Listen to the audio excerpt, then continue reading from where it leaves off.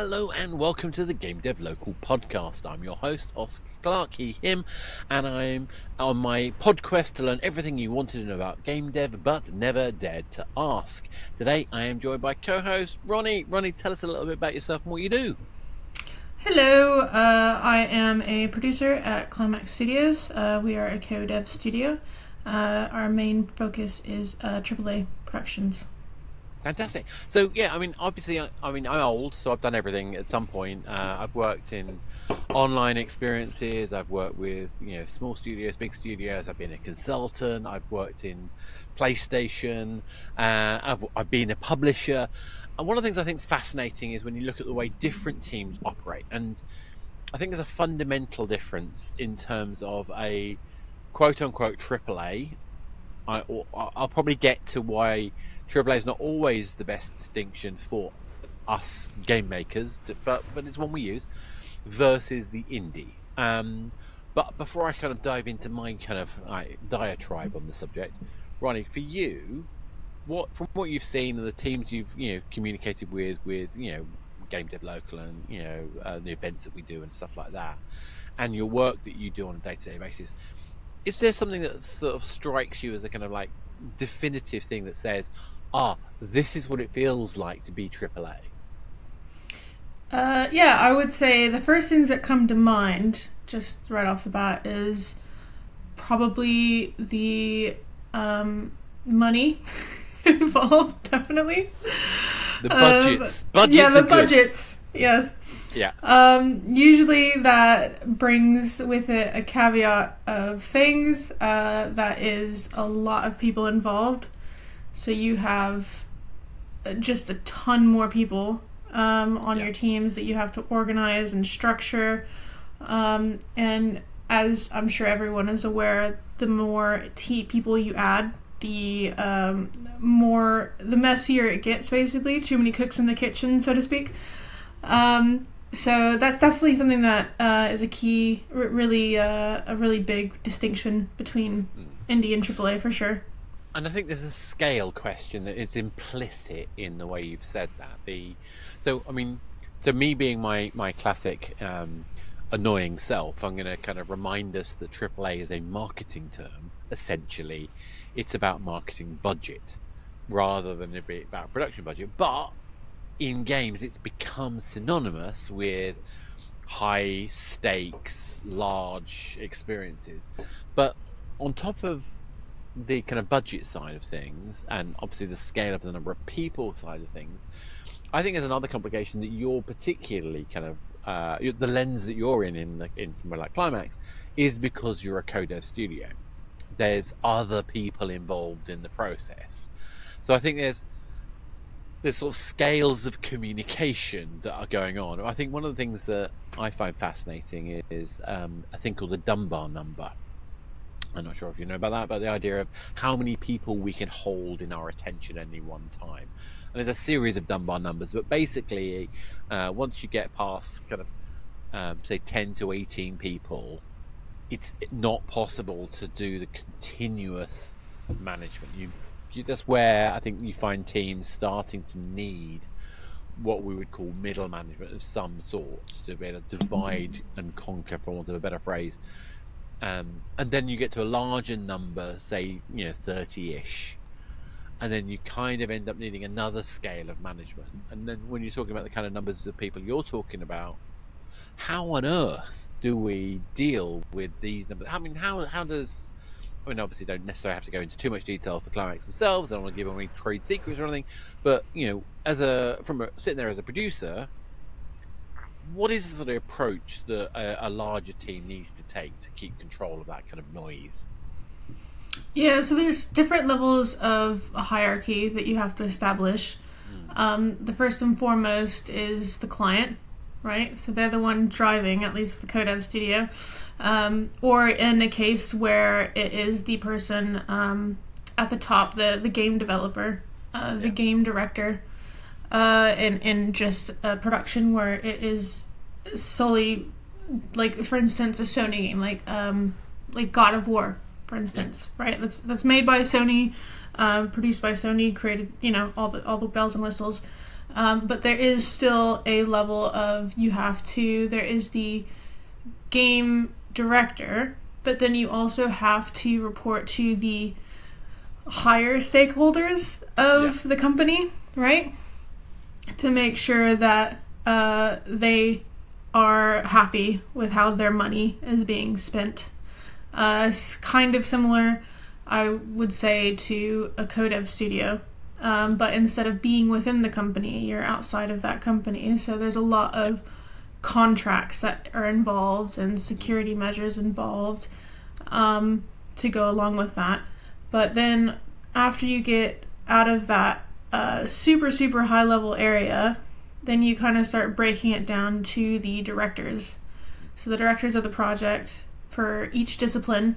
What are they delivering? What kind of things? Mainly the people that kind of go around and make sure that everyone's getting the help they need, similar to how a producer does it, but because there's so many people involved, you have to have that kind of discipline-specific leadership. Yeah. Usually, I think, like, depends on the scale and size of the team, but it can be anywhere between, 1 to 2, usually. But again, interesting thing about the discipline thing is because there's kind of sort of a multiple responsibility. There's so if you're talking about the technical discipline, so the coding side of things, that might be subdivided, as you say. It might be server versus client typically, but might go beyond that, and it might be the responsibilities are not just about their discipline subdivisions, but even the functional subdivisions. So line management may not be the same as design or functional delivery decision making.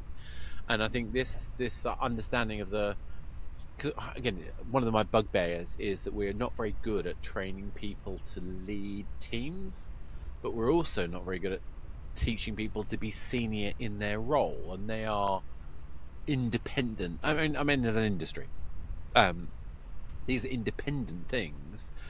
And if I've understood what you're saying correctly, getting these kind of structural hierarchies in place that manage the kind of the integrity of a discipline really matters. Is that fair?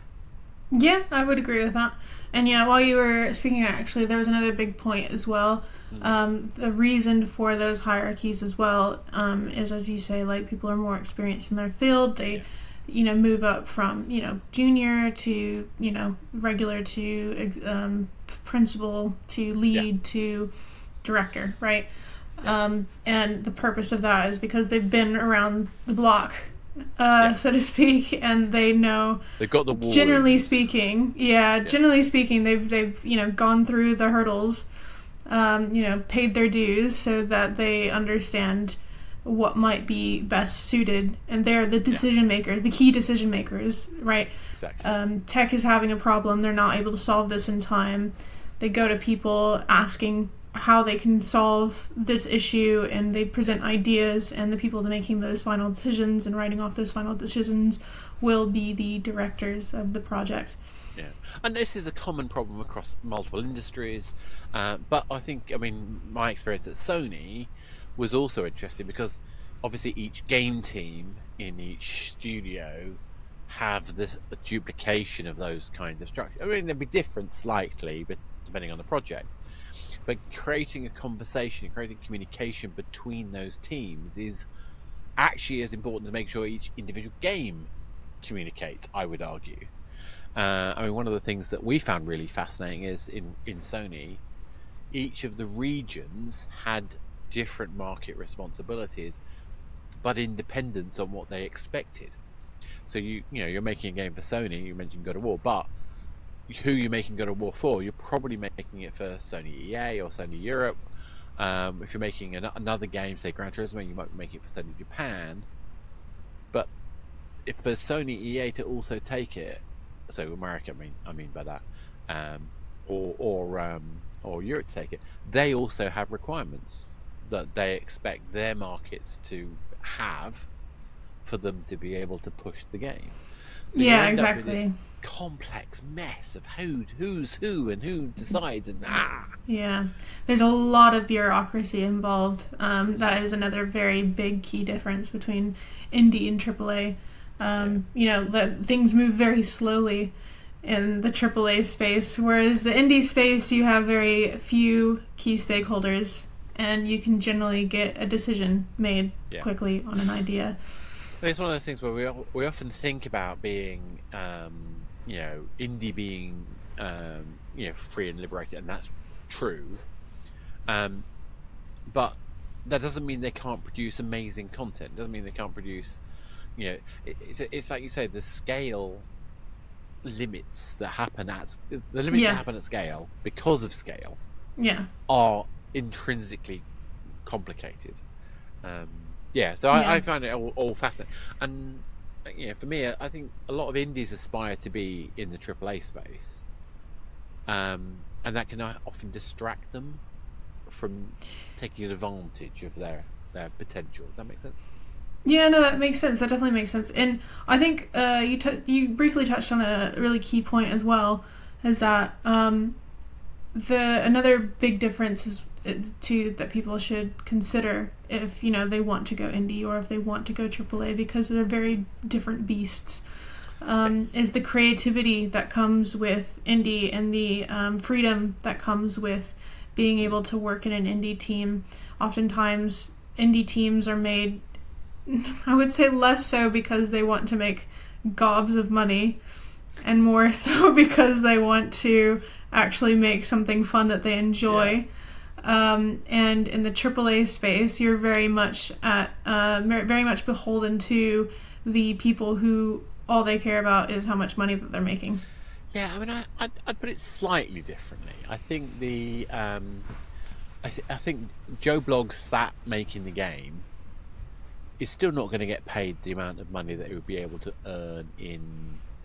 Most people making games are doing it because they love making games, and in general, the salaries of a tech person in games is maybe a third. I mean, I'm probably not quite that bad, but I've always joked it's a third of what they could have got in banking for essentially the same skills.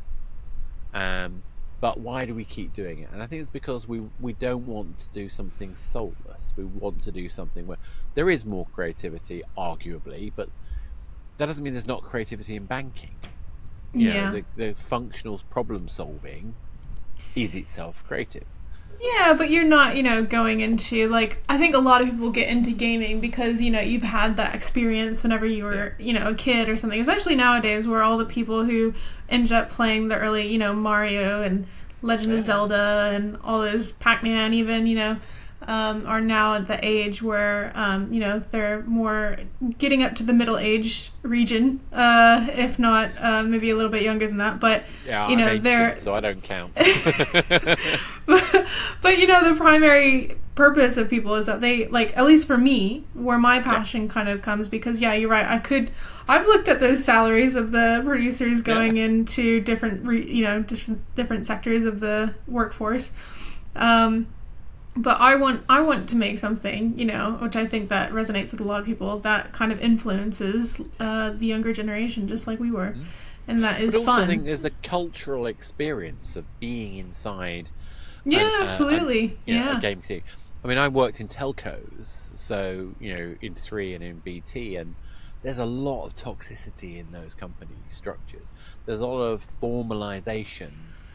I know it's sort of daft to think that it's a good thing that I can sit here in a t-shirt and no one will care. In fact, if I'm not wearing a decently comic game or band related t-shirt, what the hell am I doing in this industry? You could almost argue. Yeah. But so back to kind of where my thread here is so I think if we think about those kind of comparisons, there are these hierarchies and structures, but there's the risk of creating silos, the risk of kind of structure themselves slowing the communication that's necessary for successful delivery. Now, I think we should have parallel, not similar, parallel, but different issues in indie space. Well, let's talk about that in a bit. But for you, what are the key things that ensures the communication part in a AAA space? Well, one of the things that you can kind of use to avoid that kind of issue is how you structure, like what you call like the strike teams, right, or the Yeah, yeah, pods. yeah, So rather than it being per discipline, it's per area, right? yeah, And so they're constantly having to talk, like, an artist is constantly having to communicate with a coder, yeah, who's constantly having to communicate with like a tech artist, who's yeah. constantly having to communicate with someone who's in audio or something, things like that, right? So And they're all kind of working together. those, I think what I love about that is where they're talking, they're having to explain somebody just to somebody outside of their discipline. Yeah, yeah, And I think that helps you communicate, and I think it helps. So I have this thing with my business partner Ella, and I'm obviously the design creative guy, and she's the organized one. And basically, she just says to me, "Yeah, but what does that actually mean?" All of that.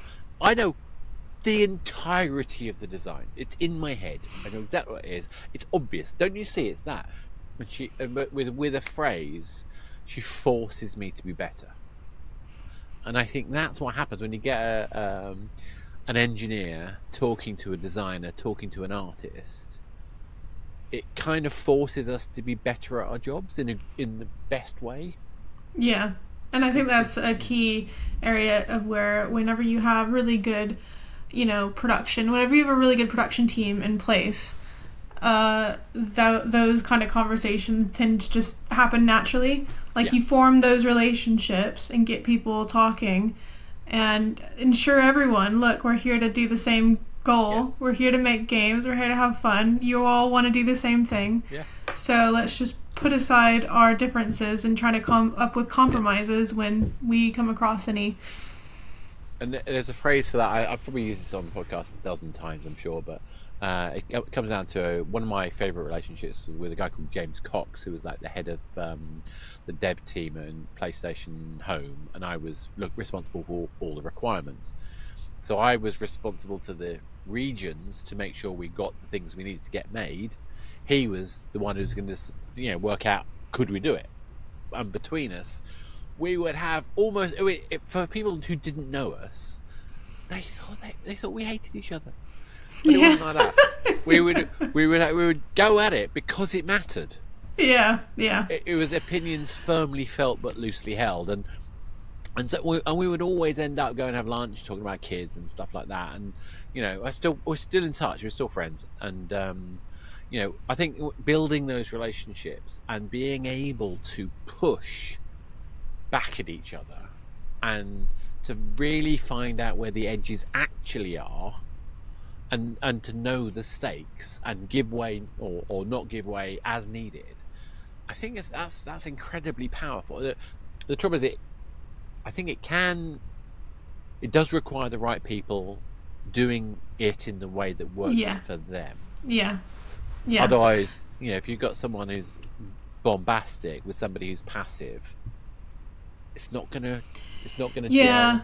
It's like the same thing, like you have to put people in roles where you know that they would be successful. Like, for instance, I worked with two people, both of which excellent coders. One of which didn't want to be a lead. Right. And the other one who definitely could have been, or was, right, and wanted to be. Just because one was more of a people person than the other. Yeah. So, so you get people who, don't want to be in a lead position because something that, especially people who are first starting out in the industry or don't know exactly what leads do, is it's mostly just people management. It's more people management than creative than you would like. So a lot of times, anyways. I mean, people management is a necessity, but it comes with softer skills being needed. And absolutely, yeah. And like I say, I still don't think we're very good at training people with understanding different personality types and different kind of ways of engaging, how to avoid toxicity, even if it's unintentional. And the trouble is that historically, again, I'm going to go back to the telcos. Historically, we haven't been very good at making sure that the behavior of the leader has been as positive as it should have been, should we say. Yeah. So I had 13 bosses when I was at 3 over 5.5 years, and 2 of them I had to go to HR to complain about for bullying, and one of which I got fired. Yeah. Wow. I mean, good for you on that one. Oh yeah, but I'm tough as old rocks and still. And yeah, but but honestly, I mean, I am tough as old rocks, absolutely. But I ended up having to deal with my mental health over that process. I'm not going to deny that. Was I the best person all the time? Probably not, but. For me, one of the key things I learned about that process was necessity. That making sure you have sensitivity to people's circumstances. Yeah. Yeah. But it's a tough one because we Ella and I talk about this a lot. So she did the Yuki mental health first aider course, which I think is fantastic that exists. But you have got to deal with the fact that you've still got to get the job done. And how do you balance the fact that you've got to look after your team, absolutely, unequivocally. You've also got to get the job done. And in a AAA context and a codev context, missing a deadline isn't just missing a deadline, it's breaking a contract. Yeah. So I think I just want to touch on a few points. Yeah. First, circling back to you mentioning that we don't teach people that very well. I think. Am I being unfair? Huh? Yeah. Am I being unfair saying that? I'm happy to. No. I think that's fine. I think that there are definitely like courses, like management courses, for instance, that you can take if you so choose to want to pursue production or leadership role. However, I think that sometimes it just comes down to personality and the empathy that someone has, because people, like, you can always, and this is something that applies to every single discipline, no matter where you are, and people even just wanting to get into the industry, you can always pick someone who has you have 2 people, right? So someone who has very good soft skills, but maybe not as much knowledge of like a system, right? Yeah. Versus someone who's very knowledgeable of the said system that you want to put them on, but very horrible soft skills.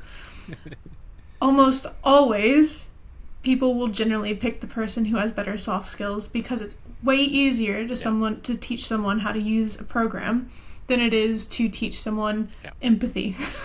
No, I mean, there's I'm being mean about do we teach that? There are some good people out there about leadership and soft skills and stuff like that. I know people like Andy Coley and Melissa Phillips are doing lots of leadership based stuff. There are Darren Butler and we're even trying to do stuff with the accelerator program that Ella and I do with Indie Lab, is trying to teach people some of those things, not entirely that, but those kind of things. But the point I'm trying to make is it's such an important part of, like you say, soft skill development is an essential factor for anyone.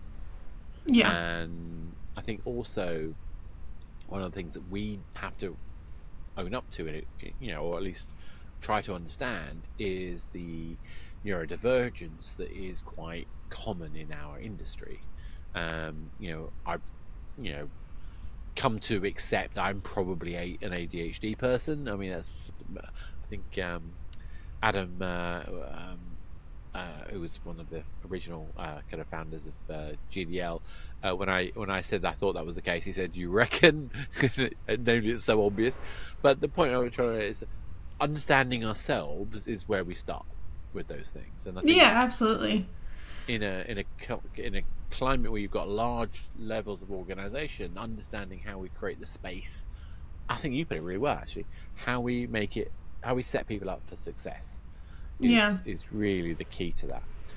Yeah. Because if you have I was just going to say, because if you have a very strong core leadership, that's something that is kind of not as looked at. I think with some companies, because if you have a very strong core leadership that have kind of the same values in mind, then that flows outward. It's a lot easier to get people behind those types, like different, like very compassionate methodologies, rather than just being super corporate all the time. I think you hit on something really important there: culture, vision, values. These factors are a foundational driver. And I don't just mean, again, I've been in telcos where they give you a plastic card that's got the 5 words. I forgot what the 5 words are, but they're almost always the same. Authenticity is always be in one. But they're often very not those things. It's almost like you're given the plastic card with the words on, and that's it. Thank you very much. That's our culture. Yeah. And of course, that's not what culture is. And I think may have been Ilka Pannen talking about this. I can't remember. A number of people have talked about this, but culture is the leadership. Yeah. It's how they act. Yeah. And if they're not embodying it, it doesn't happen. So if you look at, say, John and Simon, it's what was Space Ape, now Supercell, and Beat. I can't remember what Simon's version of the company is now. Those are 2 amazing people who absolutely are the culture of their teams. You look at someone like Sean at Hutch, absolutely. I'm a massive fan of Jagex, and obviously the way Phil operates. But maybe that's biased because he's a friend. But it's like the teams that seem to me to be the most interesting and the ones that seem to retain staff seem to me where the culture is lived, rather than just talked about. Does that make sense? Yeah, absolutely. I think that like, say for instance you have a leadership team who's very micromanaging, right? They love micromanaging your time. If you show up 5 minutes late, you're reprimanded for it, or if you stay super late and you don't want to, and you want to just go home a bit early because you've been working for 12 hours straight kind of thing, and they reprimand you for that. That's just nothing's gonna be fun at that point. No. Everything's gonna be stressful. So like it definitely is like for instance, like our management team, they're super chill. They they get it. They know, they trust you, right? They've been doing it a long time. As long as you don't take the piss, like as long as no one's taking the piss, you can just work to live rather than live to work. So I mean, it's an interesting one because as somebody who is obsessed with games, that's not a distinction that makes sense to me. And not because I love doing, I love the process of making games. That happens to be my work. It's not work, but it's also not living. If that makes any sense. I've already said that really badly. It's not living, and it's not work. Or anyway, there's something in there. But I suppose where I'm coming from with it is slightly different in the sense that the embodiment of a common endeavour is what a company for me stands for.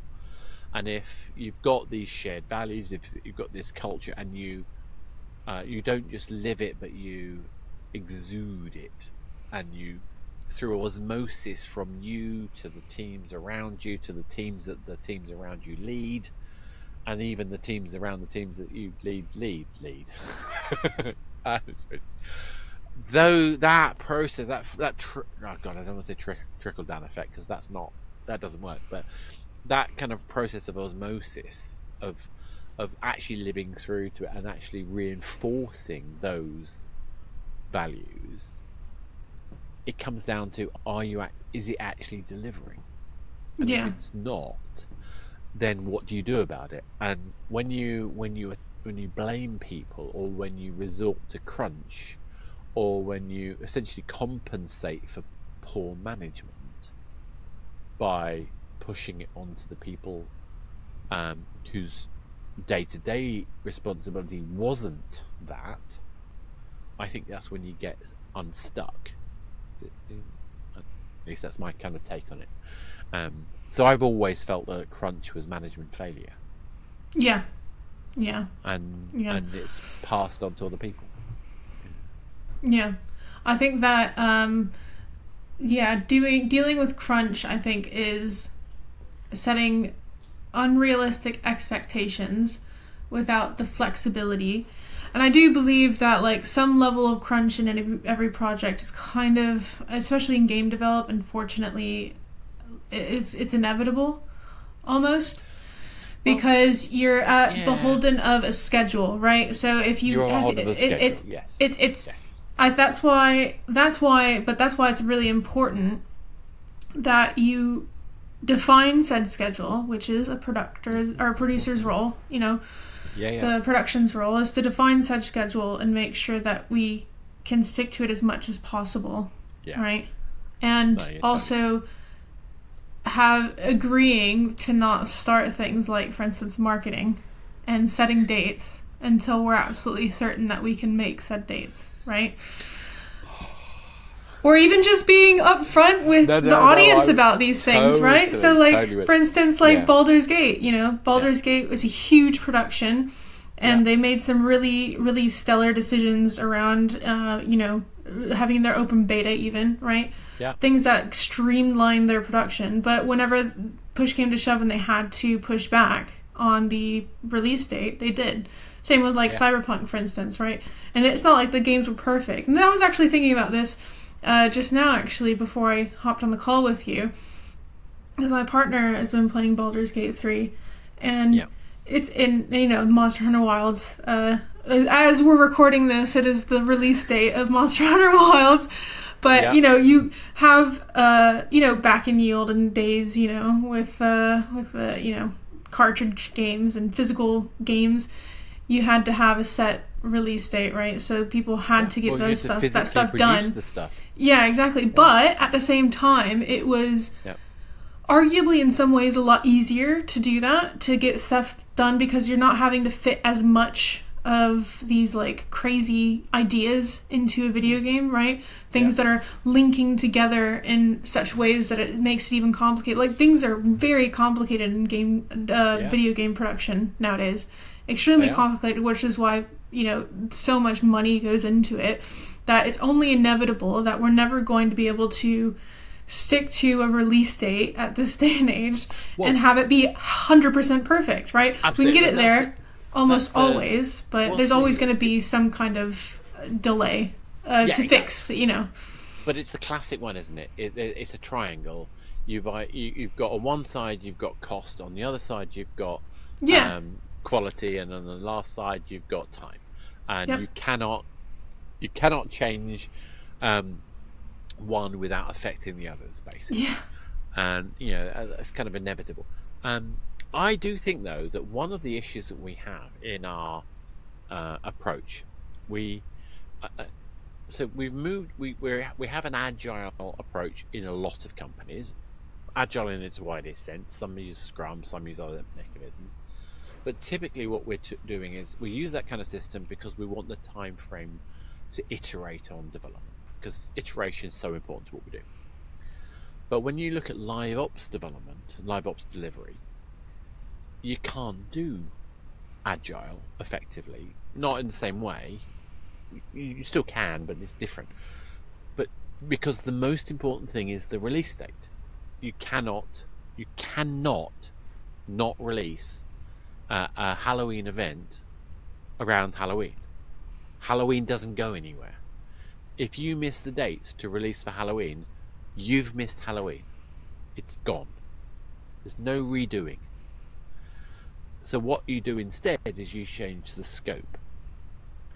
And actually, even when you're doing, production for live release, you're still focusing on scope as much as you are on whether you shift the release dates or not. I think that's the kind of the thing that we kind of like maybe not forget, but that's the other thing that we have in our armory is, can we scope? Can we really? And I think actually one of the biggest things that goes to me as well with that is, how much are we testing early enough. Because I know in mobile, hyper casual transformed the way we operate, because it meant that we test earlier, and then we only release when we know something's ready to go. We don't announce the formal release date until we're already well into soft launch, and therefore we've already got confidence that the thing is going to go out.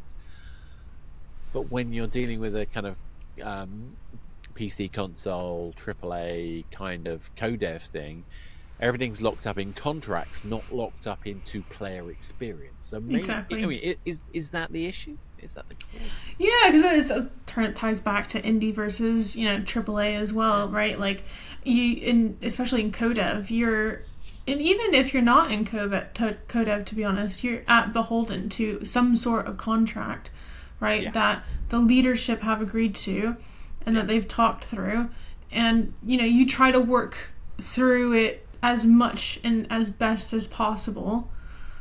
But I think the key difference is that things are always going to change.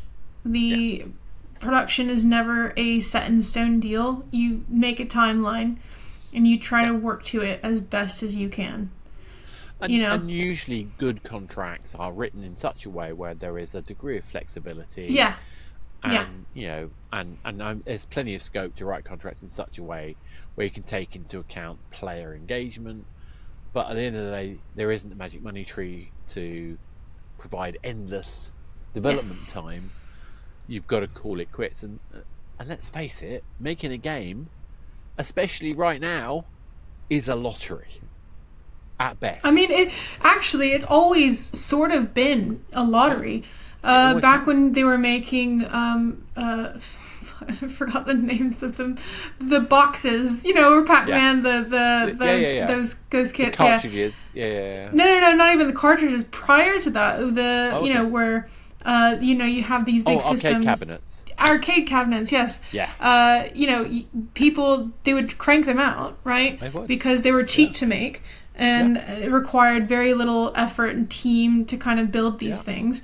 In hopes that they just land a huge moneymaker.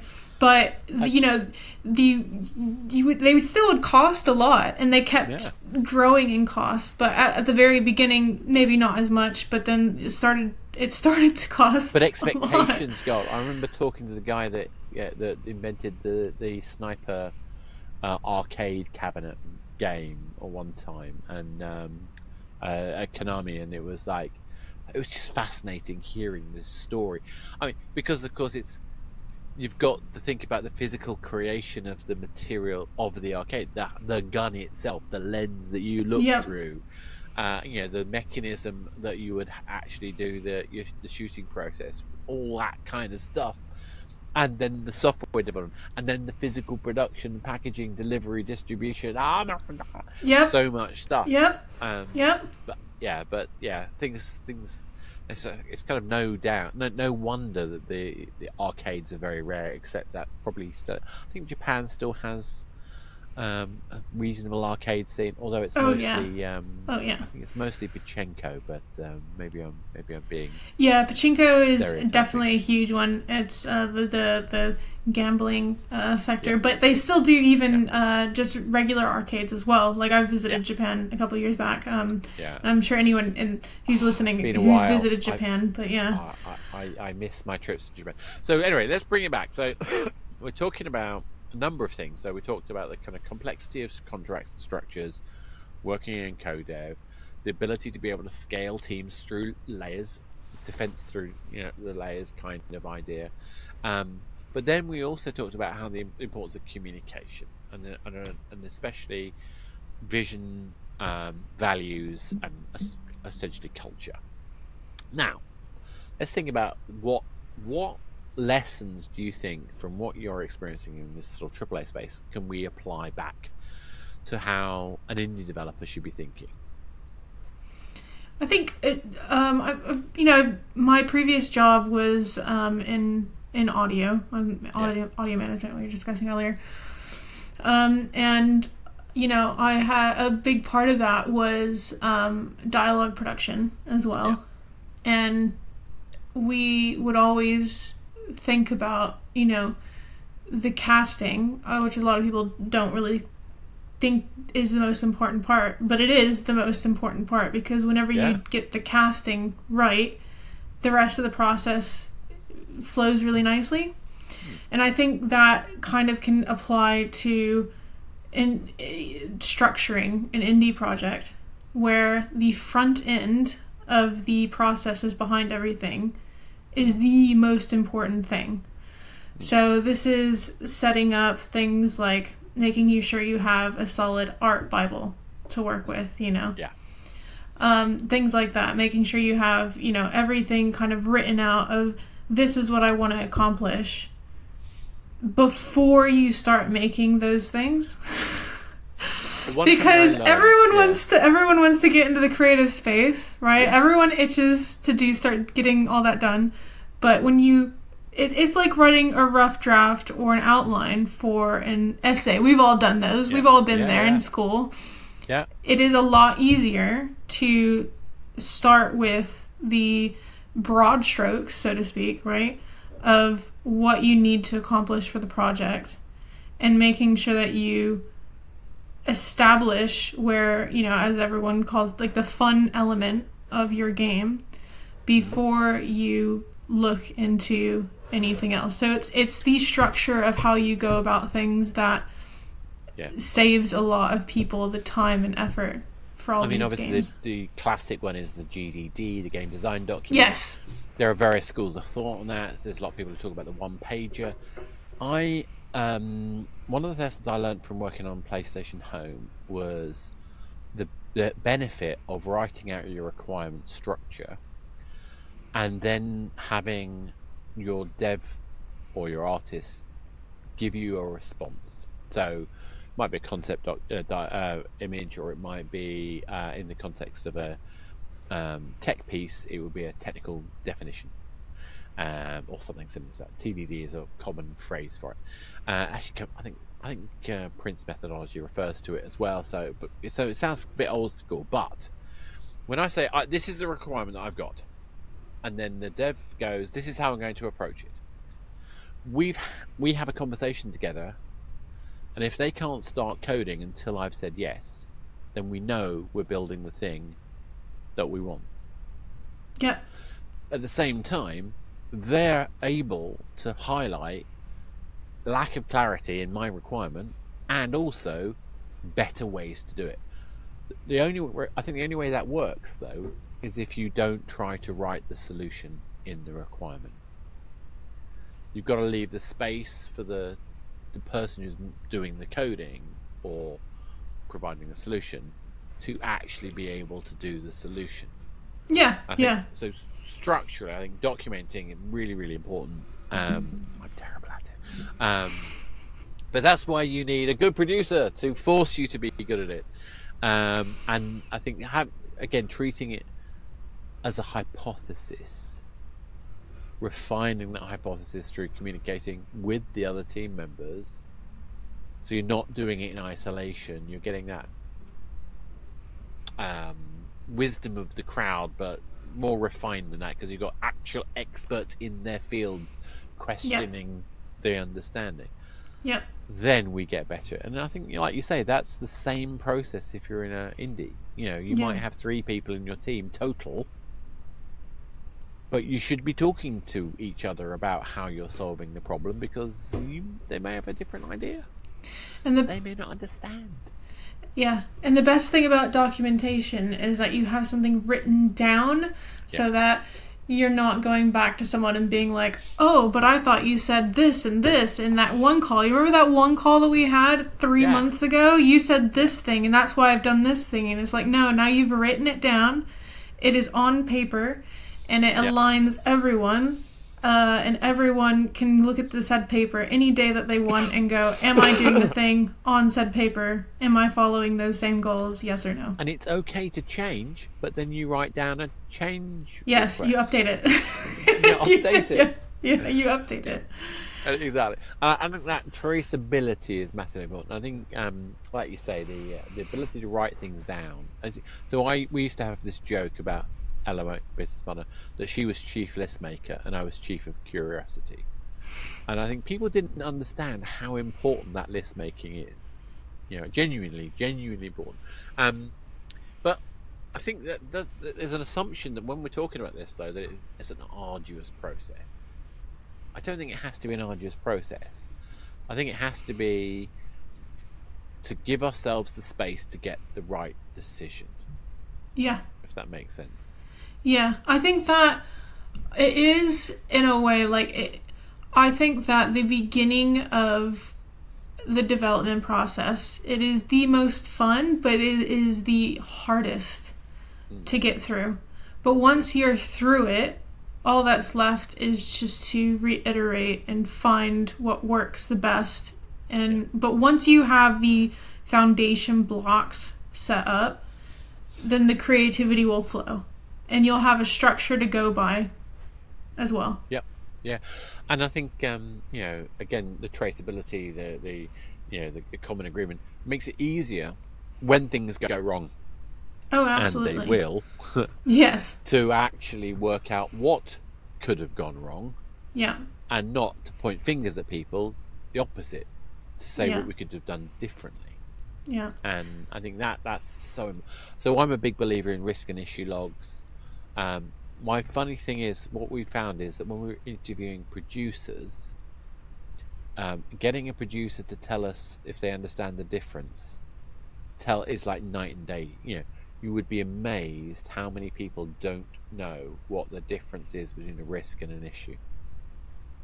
I know it sounds, and I'm not going to get you to answer it because I want anyone listening to this podcast to write in comments what you think a risk and an issue is, and I will judge you in the nicest possible way.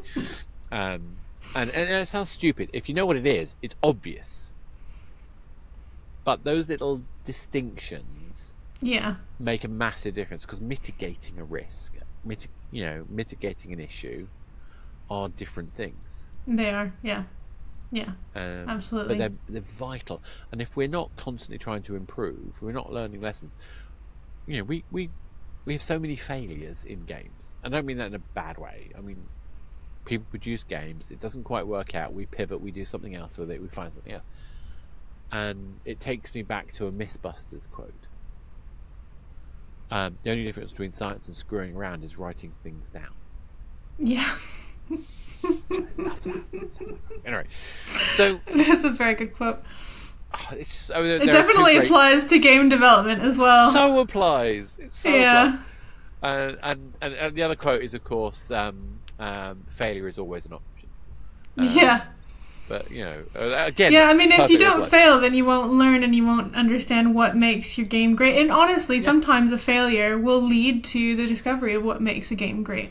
An accidental failure will bring out what actually makes the game wonderful to play. Exactly. I don't know of a moment I've been involved in games where a game that has come through really well didn't have a moment of abject failure that pivoted. Yeah. I just don't know of any of them that did, any of the good ones, the ones that succeeded, that didn't have that. And obviously most of the others didn't have something like that as well. Yeah. We talked about something else, though. We talked about culture. So what do you think lessons could be learned for indie teams in terms of thinking about culture? Ooh, that's an interesting one. I think that culture is a lot easier to shape within a indie team, because there's everyone kind of contributes to that, especially if you're, like you were saying, like 3 people are making a game.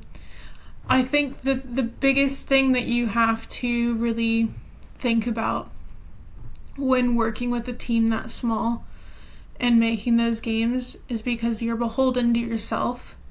Yeah. You're not having a boss tell you what to do or setting certain rules in place for you guys, right? So you have to set those rules for yourself and behold by a professional sense, right? Kind of a professional standard that you are, going by, and is very objective. It is not a subjective thing, right?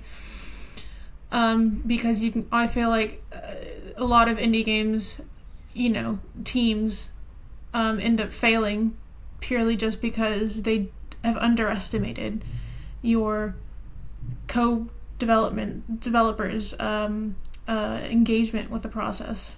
Yeah, no, I think that's fair. I think it's that, and also their Willingness ability to to handle, compromise as well. not just compromise, but also the risk. How much risk they're able and willing to take, and I don't mean that in a judgment way. Yeah. Not everybody can put everything on the line. Some people have families, wives, kids, etc. That doesn't mean that they can sit and have ramen noodles for 10 years. Yep. And the commitment to the project. Yeah. It's not a question of emotional passion. Yeah. It's a question of how much space do they have to do it. And I think that one thing I find a bit annoying is you'll quite often find high profile angels, VCs telling you that you shouldn't be taking a salary, that you should be in it. Your payoff is in the value of the company or whatever else. And I think that comes from a place of I don't want to use the word privilege, but I can't think of a better one at the moment. It comes from a place where people have success bias. Yeah. If you already have wealth, that's fine. But quite a lot of creative, talented, interesting people, particularly diverse backgrounds, don't have the luxury of that. Yeah. And it actually really annoys me when I hear people, skin in the game. No, people have to eat, breathe, function, have a roof over their heads, because they don't do their best work if they don't. Yeah. Yeah. But this is what I wanted to kind of briefly touch on too, is like that I think if we're talking about the things that pros and cons, I guess, in a sense of working for an indie versus working for a AAA, is that you go to a AAA studio and you're told this is what you're doing and this is what is going to happen. Whereas indie teams, I feel like that's one of the biggest reasons why what makes them suffer during the production process are one of those things that you just touched on.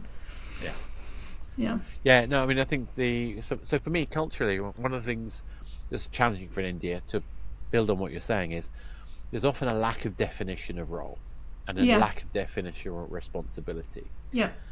And ironically, that should be the very thing that is the benefit of being in an indie, which is the ability to step up, the ability to take, this has to happen, I'm going to do that. And that ability to say, this isn't just a job, this is a common endeavor, is so important. If you're an indie, you don't have the space for somebody to be just an employee. And and if they are just an employee, that's okay. Go get a job. But if you're going to go into an indie, if you're going to be part of that, and the earlier stage, in the founder level, I'm particularly thinking of, you've got to be able to be out there doing it. There's an issue, you fix it.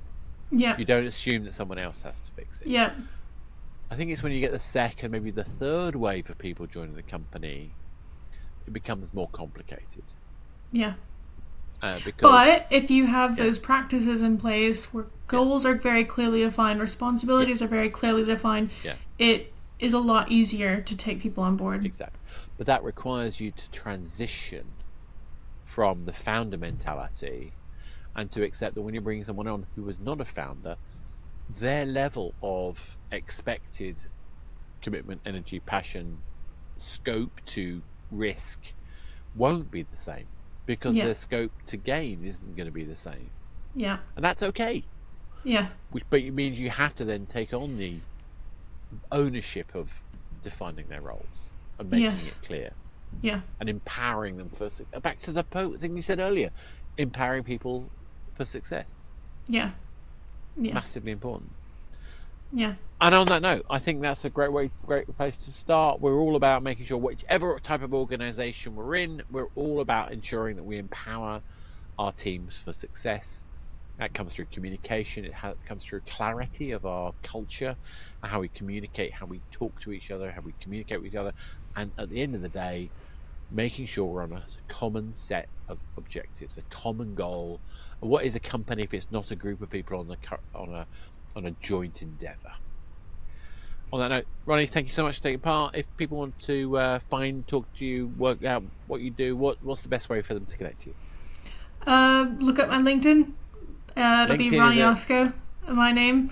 Also have Blue Sky. Follow me on Blue Sky. Yeah, absolutely. Yeah. Well, I'm sure we've got the link somewhere. I'm Athanasius on Blue Sky, and I'm still there on Twitter, but I never look at it. Sorry, I can't say I like saying the X social media platform because it's the former one. But anyway, but yeah, so Blue Sky, LinkedIn, basically Google me. It's easy. If you've enjoyed this, if you've got opinions on this, if you understand the difference between risks and issues, like, subscribe, share, comment, do the works. Come and join us in Discord. We have a great Discord, lots of people talking about making games. If you have a passion for making games, check out the Game Dev local Discord, and also the other podcasts. We have tons of material out there, and we have an expo that's going to be an event happening in Farnham in the UK in April, where I will be hosting a whole bunch of fireside chats, not dissimilar to this. So, Ronnie, thank you very much again. Thank you guys for listening, and until next time, this has been your Game Dev Local. Thank you.